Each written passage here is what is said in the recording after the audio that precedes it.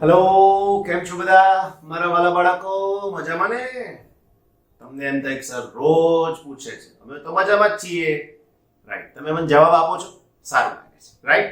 Okay, chapter number 9 બહુ સરસ રીતે આપણે પહોંચી ગયા છે સ્વાધ્યાયના 9.6 નંબરના દાખલા સુધી. તો આપણી જર્નીને રોક્યા વગર આગળ વધવા દઈએ. ઘણું બધું કામ કરવું પડે એવું છે હજુ પણ, તો રોકવાનું શા માટે મને કહેશો તમે? રાઈટ, તો મારી પાસે 9.6 નંબરનો જે દાખલો છે એની વાત કરું તમને. પેજ નંબર 344, 344 નંબરનું પેજ. રાઈટ, શું કહે છે? જો અજ્ઞાત વક્રી ભવનાંક ધરાવતા કાચમાંથી એક પ્રિઝમ બનાવેલ છે. તેની એક સપાટી પર પ્રકાશનું સમાંતર કિરણ જૂથ આપાત કરવામાં આવે છે. લઘુત્તમ વિચલન કોણ 40 ડિગ્રી મળે છે. અહીંયા લખીશ લઘુત્તમ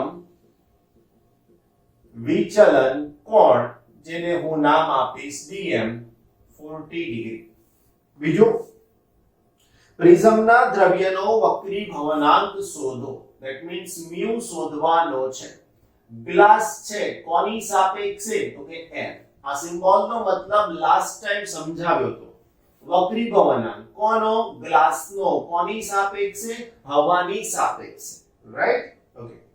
પ્રિઝમનો વક્રતા કારક કોણ 60 ડિગ્રી છે. આ વક્રતા કારક કોણ એટલે શું? તો કે પ્રિઝમ કોણ. તો અહીંયા લખું વક્રતા કારક કોણ, લખું પ્રિઝમ કોણ.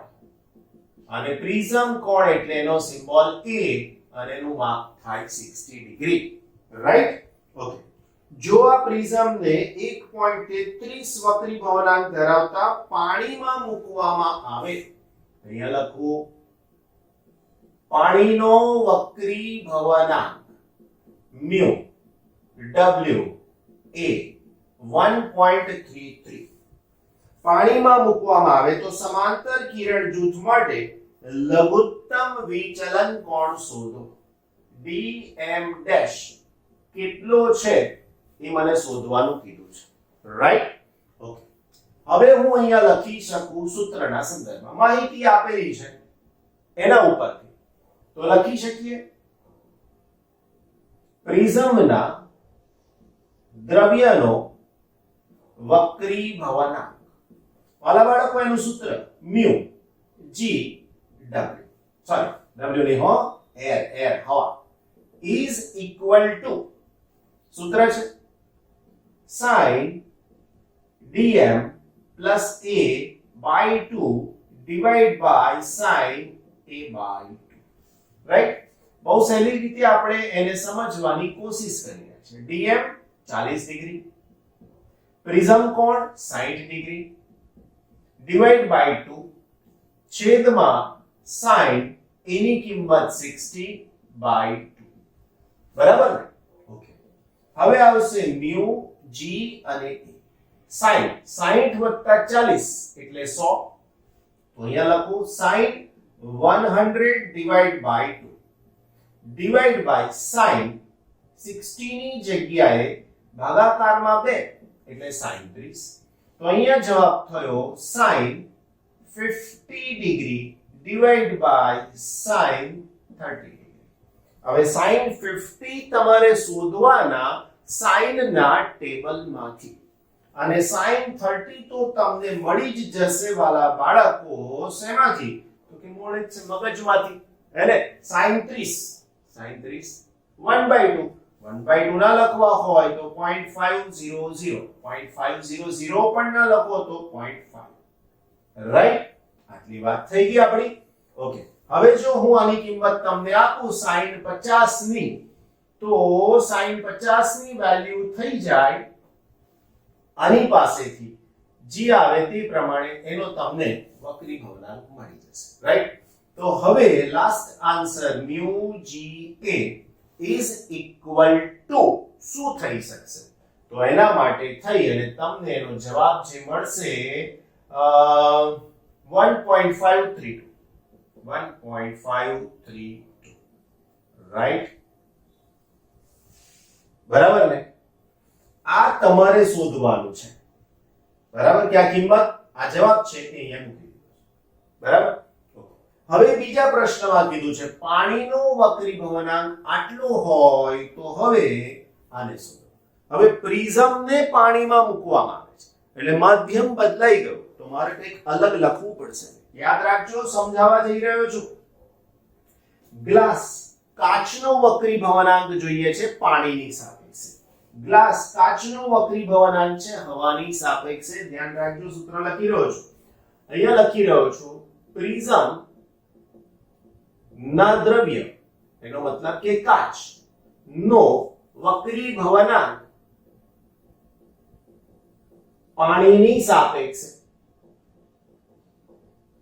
રાઈટ તો હવે હું અહીંયા લખીશ મ્યુ કોનો વક્રીભવનાંક ગ્લાસનો કોની સાપેક્ષે પાણીની સાપેક્ષે ઇઝ ઇક્વલ ટુ સૂત્ર વાળા બચ્ચાઓ આ જ આવશે અહીંયા ધ્યાન રાખજો sin dm dash plus a by 2 divided by sin a by 2 right આવી રીતે બસ હવે અહીંયા શું કરવાનું તો અહીંયા તમારે મ્યુ વક્રીભવનાંક કોનો જોઈએ છે તો કે ગ્લાસનો હવાની સાપેક્ષે મ્યુ કોનો વક્રીભવનાંક પાણીનો કોની સાપેક્ષે હવાની સાપેક્ષે આ બંને કિંમતો ઓલરેડી તમારી પાસે છે કઈથી તો કે આ પાણી અને આ કાચ તો અહીંયા હું લખીશ 1.532 divided by 1.33 is equal to આના બરાબર હવે હું અહીંયા લખીશ sin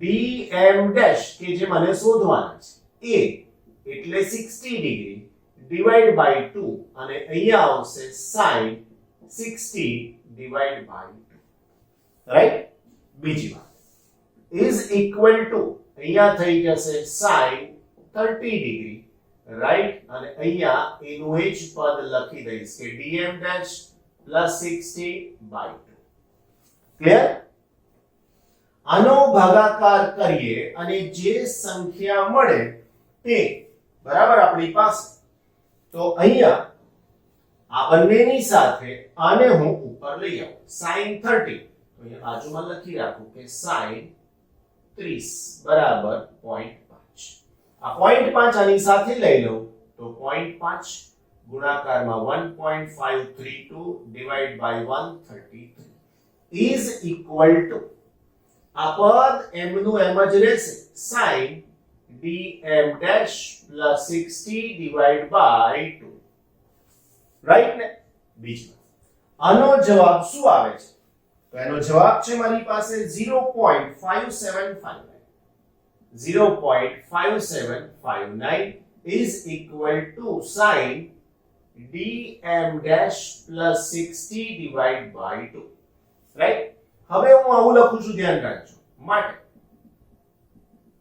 sin inverse 0.5759 it is equal to અહીંયા આવશે dm dash plus 60 divided by 2 બરાબર હવે આની અંદર ખૂણાનું મૂલ્ય કેટલું હોય આનો જવાબ અગેન શેમાંથી શોધશો sin ના ટેબલમાંથી રાઈટ હવે sin ના ટેબલમાંનો જવાબ શોધો તો તમને મળશે અરાઉન્ડ 35 ડિગ્રી અને 10 મિનિટ એની સાથે મારે આને લાવવાના એટલે ગુણાકારમાં 2 is equal to થશે dm dash plus 60 આનો ગુણાકાર કરશો એટલે 35 ના ડબલ 70 ડિગ્રી અને એની સાથે 20 minutes is equal to dm plus 60 આ 60 ને હું ડાબી બાજુ લાવીશ તો એનો મતલબ થઈ જશે dm is equal to 70 degree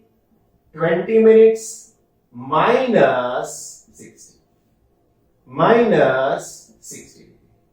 હવે 70 માંથી 60 ને બાદ કરો તો 70 માંથી 60 ને બાદ કરશો તો વાલા મિત્રો થઈ શકશે 10 ડિગ્રી અને એની સાથે 20 મિનિટ રાઈટ તો તમારો લાસ્ટ આન્સર dm ડેશ હો ભાઈ બધે જ dm ડેશ તો dm dash is equal to 10 degree 20 minute એનો આન્સર થઈ ક્લિયર કોઈ તકલીફ નથી રાઈટ ને હવે તમે સમજો કે આખા દાખલાને તમારે સરસ રીતે યાદ કરી લેવો છે તો શું કરવાનું માત્ર આ માહિતી એક જ વખત શાંતિથી પ્રશ્નમાંથી કાઢી લેવાની આ એક જ સૂત્ર તમને અહીંયા ઉપયોગમાં આવે છે પછી તો ગણિત છે વાલા એટલે ટેકનિકલી જો તમે સાઉન્ડ થઈ જાઓ માનસિક રીતે તો તમને ક્યાંય મુશ્કેલી નથી રાઈટ ઓકે નેક્સ્ટ બીજો દાખલો આપણો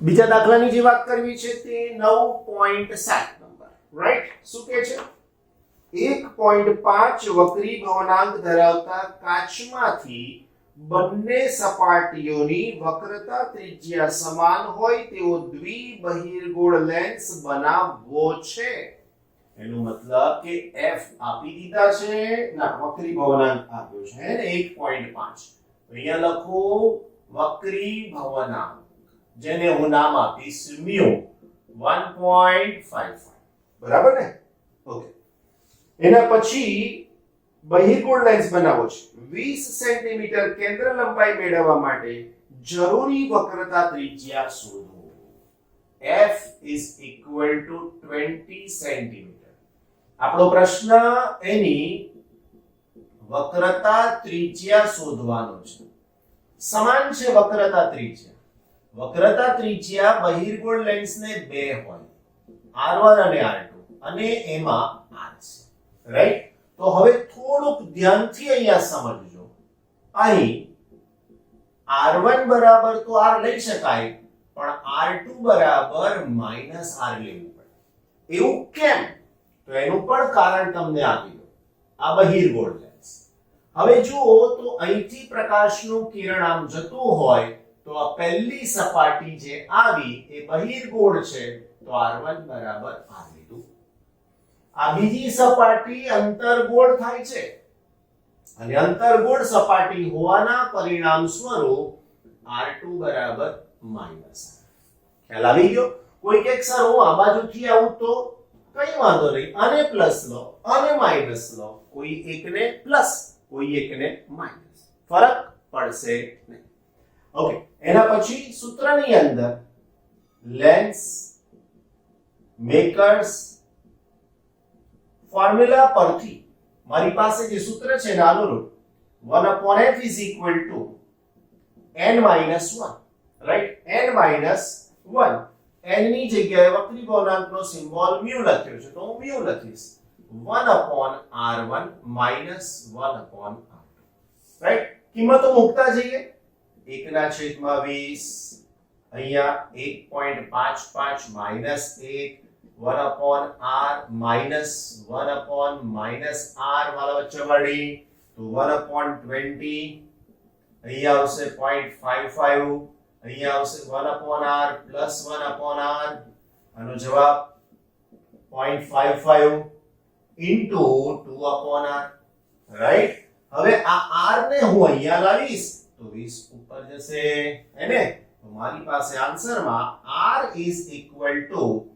0.55 into 2 into 20 બધું લાઈનમાં જ છે ભાઈ કશું છેદમાં આવવાનું જ નથી 0.55 2 અને 20 વાલા મારા ભૂલકાઓ તમે એનો આન્સર શાંતિથી મેળવી લો રાઈટ જવાબ શેમાં છે સેન્ટીમીટરમાં તો આપણે સેન્ટીમીટરમાં રાખીશું રાઈટ 20 અને ગુણાકારમાં 2 40 0.5 અડધા થાય 20 પાછળ 5 છે તો એ પ્રમાણે આન્સર 0.20 અથવા તો સેન્ટીમીટર છે તો 20 ની આસપાસ જવાબ આવે લગભગ 22 રાઈટ તો આ પ્રમાણે તમને આન્સર મળી જાય આ હવે આવા દાખલા 3 માર્ક્સમાં ના પૂછાય તો તમારું નસીબ બરાબર આ દાખલા કદાચ 2 માર્ક્સના લેવલના અથવા તો પેલા એમસીક્યુ લેવલ વાળા થઈ ગયા કહેવાશે તમે સ્ક્રીનશોટ લઈ શકો છો જગ્યા રાખું છું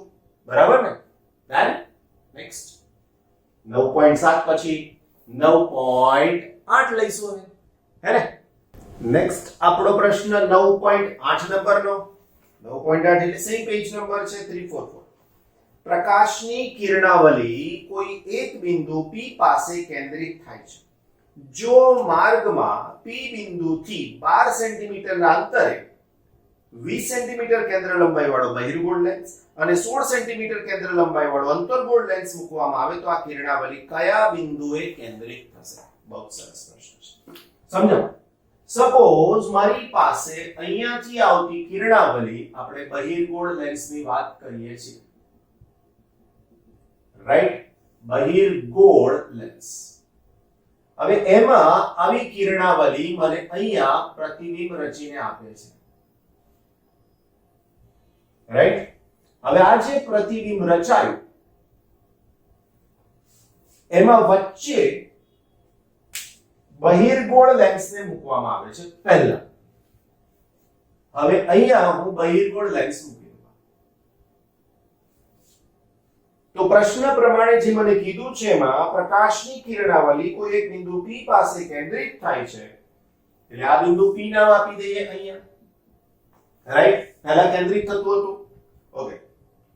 P બિંદુથી 12 સેન્ટીમીટરના અંતરે, એટલે અહીંયાથી આ અંતર થઈ ગયું 12 સેન્ટીમીટર, જે અંતર આ લેન્સ માટે વસ્તુ અંતર થઈ જશે અને એ આ બાજુ છે એટલે મારે એને પ્લસ લેવું પડશે, રાઈટ? ઓકે.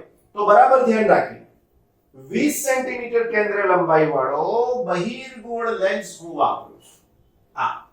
તો અહીંયા લખી શકીએ, અહીં f is equal to 20 centimetre. આ P બિંદુ પાસે જે પ્રતિબિંબ રચાય છે તે લેન્સ માટે આભાસી વસ્તુ બનશે. તો અહીંયા લખું, P પાસે રચાતું પ્રતિબિંબ લેન્સ માટે આભાસી વસ્તુ બને છે. માટે વસ્તુ અંતર u is equal to 12 centimetre. જુઓ, મેં પ્લસ લીધું અને આપણો પ્રશ્ન છે પ્રતિબિંબ અંતર શોધવાનું. હવે તમને એમ થાય સર આમાં પ્રતિબિંબ ક્યાં મળે? તો વાલા બચ્ચાઓ, આ શું કરે લેન્સ? તો કે આ કિરણોને અહીંથી વક્રીભવન કરાવે અને અહીંયા ક્યાંક ભેગા કરીને આ બિંદુ. તો આ બિંદુને નામ આપી દઉં P'. તો મને આટલું અંતર શોધવાનું થાય. આવી, રાઈટ? બસ કયું ફોર્મ્યુલા વાપરી શકીએ? લેન્સનું સાદું ફોર્મ્યુલા અહીં લખી શકીએ, 1/f is equal to 1/u plus 1/v.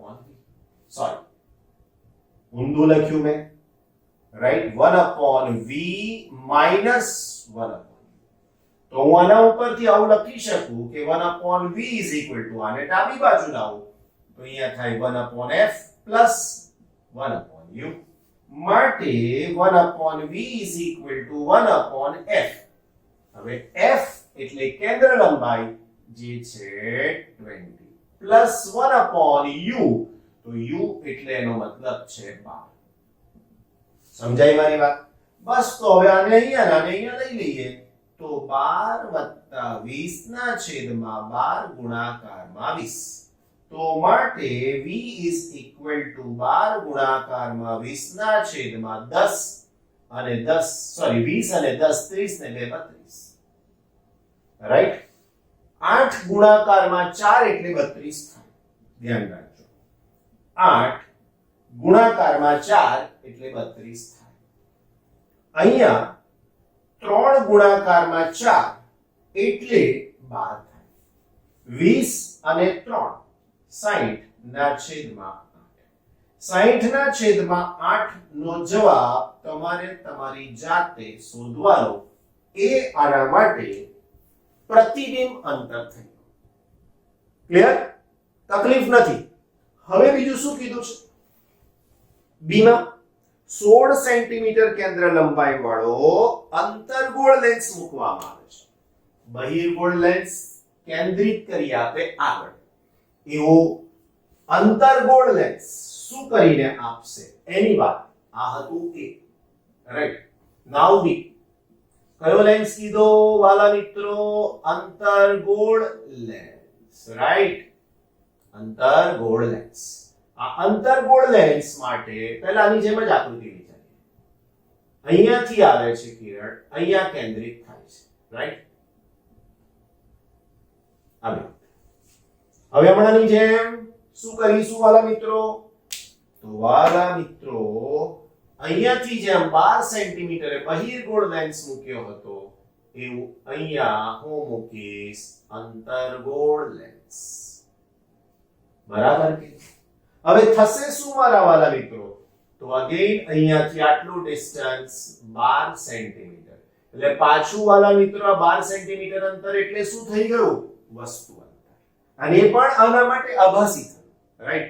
હવે જેમ આ કોન્વર્જ કરે, ભેગા કરે, એવું આ ડાયવર્જ કરે, છૂટા કરે. તો હું જો આ લાઈનને આગળ વધારું અહીંયાથી, રાઈટ, અહીંયાથી અને આગળ વધારું વાલા મિત્રો, તો એનું પ્રતિબિંબ અહીંયાથી છૂટા પડી અને મને આવા કોઈ બિંદુ પાસે આપી શકશે, રાઈટ. એનો મતલબ કે મને અહીંયાથી આ પ્રતિબિંબ અંતર કેટલું છે એ મને શોધવાનું. આ બિંદુ P થઈ ગયું. આ બિંદુને નામ આપી દઈએ P', રાઈટ. દેખાય છે અહીંયા પ્રતિબિંબ અંતર વધી જશે જેવું પ્રતિબિંબ અંતર આની અંદર ઘટી ગયું, રાઈટ. ઓકે, ગણતરી કરી લઈએ વાલા બાળકો. તો લખી શકીએ અહીં F is equal to કેટલા કીધા છે? 16.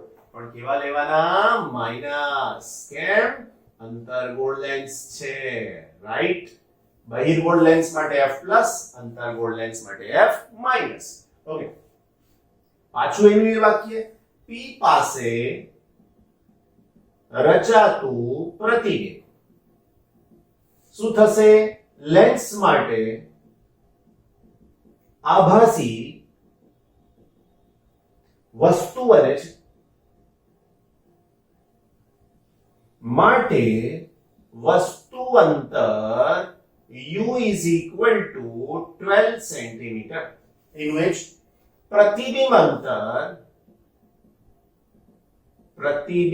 અંતર v શોધવાનું છે. અગેન સેમ જ મેથડ માટે 1 upon v is equal to 1 upon f minus. આને આ બાજુ લાવે એટલે પ્લસ, તો એવું અહીંયા પ્લસ 1 upon u, રાઈટ. હવે તો કે 1 upon 16 પણ કેવા બચ્ચા party? Minus. Plus 1 upon u, તો u ની કિંમત મારી પાસે છે 12. આ માઈનસ ને હું લઈ જઈશ અહીંયા, રાઈટ. બસ કામ પૂરું. 1 upon v is equal to 1 upon v is equal to 12 અહીંયા આવશે, 16 અહીંયા થશે. તો અહીંયા આવશે -12 પ્લસ 16 ડિવાઇડેડ બાય 16 ગુણાકારમાં 12, રાઈટ. ઓકે, એક સ્ટેપ વધારે. 12 માંથી 16 તેનો મતલબ 4 ના છેદમાં 16 ગુણાકારમાં 12, રાઈટ. 4 ગુણાકારમાં 4 16. એનો મતલબ કે 1 upon v is equal to 1 upon 12 ગુણાકારમાં 4 કેટલા થાય? 48, રાઈટ. તો અહીંયા થાય 48. માટે v is equal to 48 centimetre. અહીંયા ગણતરી કરવી પડશે. અહીંયા થઈ ગયું તો તમને જવાબ આપી દીધો આપણે, બરાબર ને? બહુ સરસ. હવે આ દાખલો તો ગણી લીધો. હવે આનાથી કન્ક્લુઝન તમારા માઇન્ડને કંઈક મળવું જોઈએ. અને એ જો તમે જાતે બનાવો ને તો એ તમારી સ્કિલ કહેવાય. આવડી જ ગયું તમને. હું બોલું એના પહેલા જ ખબર પડી ગઈ કે બહિર્ગોળ લેન્સ એ કિરણોને કેન્દ્રિત કરે છે, જ્યારે અંતર્ગોળ લેન્સ એ કિરણોને અપકેન્દ્રિત કરે છે, મતલબ છૂટા પાડે છે. કેન્દ્રિત કરવું અને વિકેન્દ્રિત કરવું અથવા છૂટા પાડવું, રાઈટ. બસ આ પરિણામ આપણી પાસે મળ્યું. બસ આ તમારી સ્કિલ થઈ. આ તમારા નાના નાના કન્સેપ્ટ થઈ ગયા, right. Next question 9.9. Okay, take a screenshot. વાલા મારા મિત્રો, નેક્સ્ટ ક્વેશ્ચન મારી પાસે શું હોઈ શકે છે? તો વાલા મારા મિત્રો, નેક્સ્ટ ક્વેશ્ચન 9.9 નંબર જુઓ ને, 344 નંબરનું પેજ છે પાછું. ઓકે, 21 સેન્ટીમીટર કેન્દ્ર લંબાઈ વાળા અંતર્ગોળ લેન્સની સામે કેન્દ્ર લંબાઈ આપી છે f બરાબર 21 સેન્ટીમીટર. કયો લેન્સ કીધો? અંતર્ગોળ લેન્સ. અંતર્ગોળ લેન્સ વાલા મિત્રો આવું લખો એટલે માઈનસ બરાબર. લેન્સની સામે 14 સેન્ટીમીટરના અંતરે 14 સેન્ટીમીટરના અંતરે u is equal to 14 centimetre 3 સેન્ટીમીટરની ઊંચાઈની એક વસ્તુ મૂકેલી છે. તો અહીંયા વસ્તુની ઊંચાઈ બરાબર h બરાબર 3 સેન્ટીમીટર, રાઈટ?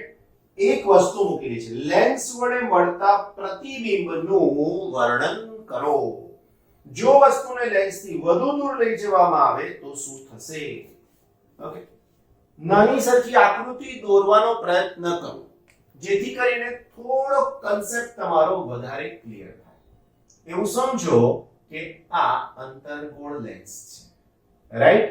f 21 છે એટલે અહીંયા હું f ને બતાવું. વસ્તુ 14 સેન્ટીમીટરે મૂકી છે તો ઓલમોસ્ટ અહીંયા ક્યાંક આ વસ્તુ હોવી જોઈએ, બરાબર? ઓકે, હવે આ જે વસ્તુ મૂકી છે એ વસ્તુ માટે તમને કિરણો કેવી રીતે ડ્રો કરવા એ ખાલી સમજવાનું આવશ્યકતા વાળો ભાગ થશે, રાઈટ? હવે એનું પ્રતિબિંબ ક્યાં રચાશે એ તમારે જોવાનું. તો એના પ્રતિબિંબ માટે શું કરવું પડે? તો એનું પ્રતિબિંબ, વસ્તુનું પ્રતિબિંબ ક્યાં રચાશે એ જરા જોવાનું છે. આકૃતિ ઉપરથી જ સમજાશે. આકૃતિ ઇમ્પોર્ટન્ટ નથી કે દોરવી જ જોઈએ, નોટ નેસેસરી. દોરો તો વધારે ક્લિયર થાય એવું કહી રહ્યો છું, રાઈટ? આકૃતિ વાત કરીએ આપણે તો સહેજ આ વસ્તુને મોટી નાની જરૂરિયાત પ્રમાણે આપણે વિચારી શકીએ, રાઈટ? હવે કેવા કેવા કિરણો તમને બહાર કાઢવા પડશે આની અંદરથી એની જરા ચર્ચા કરીએ. જો એક અહીંયાથી આમ સમાંતરે જશે વસ્તુમાંથી સીધું જ. હવે આ અપકેન્દ્રિત થશે આમ, પણ એ અહીંયાથી આવી રીતના વિચારવું પડશે. આવી રીતે આ અપકેન્દ્રિત થવા કારણ અને લંબાવો તો એ પાછું અહીંયા આવવું જોઈએ. અહીંથી આમ લંબાવો તમે આ કિરણને તો આના માર્ગમાં આગળ જવું જરૂરી છે. આ એનો વાસ્તવિક માર્ગ થઈ ગયો વાલા મિત્રો, આ, રાઈટ? હવે આમાંથી બીજું કિરણ તમને અહીંયાથી એના ઓપ્ટિકલ સેન્ટરમાંથી પસાર કરવા આવી રીતે, રાઈટ? તો હવે તમને એનું જે પરિણામ મળ્યું એ આ મળ્યું. તો વાલા મિત્રો આ થઈ ગયું પ્રતિબિંબ અંતર અને આ થઈ ગયું વસ્તુ, કરેક્ટ? હવે આની f અંતર્ગોળ અરીસો, અંતર્ગોળ અરીસો, રાઈટ? ઓકે, હવે માત્ર અરીસો નહીં હો વાલા બચ્ચાઓ, લેન્સ. બોલમાં મિસ્ટેક. ઓકે, તો હવે ડાયરેક્ટ લખીએ લેન્સના સૂત્ર પરથી. હવે સમજજો, વસ્તુ આ બાજુએ મૂકેલી છે એટલે વસ્તુ અંતર માઈનસ, અંતર્ગોળ લેન્સ કીધો એટલે f પણ માઈનસ. તો લેન્સનું સૂત્ર છે 1/f = 1/v - 1/u. તમને v જોઈએ છે એટલે હું u ને આમ લાવું. માટે 1/v = 1/f + 1/u. વાલા બચ્ચાઓ f એટલે 1/-21 -1/14. હવે આ માઈનસ નિશાની હું આને આપી દઉં, અહીંયા ઉપર જશે, અહીંયા ઉપર જશે. તો therefore 1/v = -14 -21 21 ગુણાકારમાં 14. હવે એનો સરવાળો કરશો તો 1 અને 4 5, 2 અને 1 3 35, 14 અને 21 તો 21 ગુણાકારમાં 14 માઈનસ નિશાની. ધ્યાન રાખજો. 5 ગુણાકારમાં 7 એટલે 35, 2 ગુણાકારમાં 7 એટલે 14. તો હવે તમે લખી શકો છો v = 21 * 2 / 5. 21 અને એનો મતલબ કે 42 ના છેદમાં 5 માઈનસ ભાગાકાર થઈ શકે એમ છે. v = 8 ગુણાકારમાં 5 એટલે 40, 2 વધ્યા 20 5 ગુણાકારમાં 4 8.4 સેન્ટીમીટર. આ શું થઈ ગયું? પ્રતિબિંબ અંતર ઋણ દિશાની. તો લખીએ અહીં ઋણ નિશાની સૂચવે છે કે પ્રતિબિંબ વસ્તુની બાજુએ જ મળે છે. રાઈટ. હવે બીજું, હવે પ્રતિબિંબનો પ્રકારની અંદર એની મોટવણી મારે શોધવાની થાય. બરાબર છે? પ્રતિબિંબ એની બાજુ જ મળે છે માટે તે